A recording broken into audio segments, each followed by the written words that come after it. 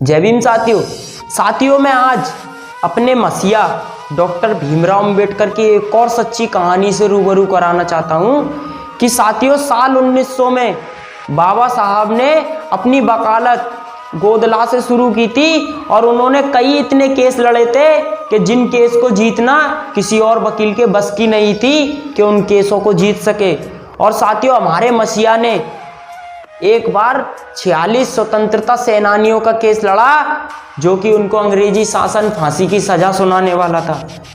उनको अंग्रेजी शासन फांसी की सजा सुनाने वाला था और हमारे मसीहा जब कोर्ट में बहस कर रहे थे ना, तो उनके पास एक कर्मचारी आया चिट्ठी लेकर।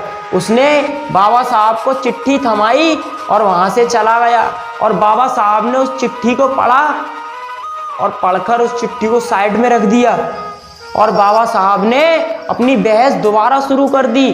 और 2 घंटे की बहस होने के बाद आखिरकार बाबा साहब उस केस को जीत गए।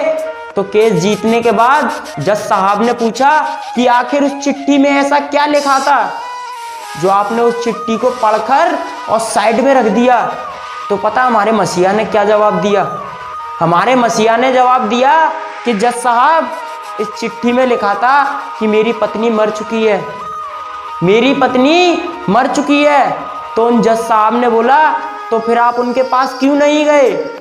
तो हमारे मसीहा ने दोबारा जवाब दिया कि जज साहब, अगर मैं चला गया तो मेरी पत्नी वापस तो लौट कर नहीं आएगी, लेकिन हाँ इतना ज़रूर है, मेरे जाने के बाद इन 46 लोगों की जान ज़रूर चली जाती, मैं इसीलिए नहीं गया।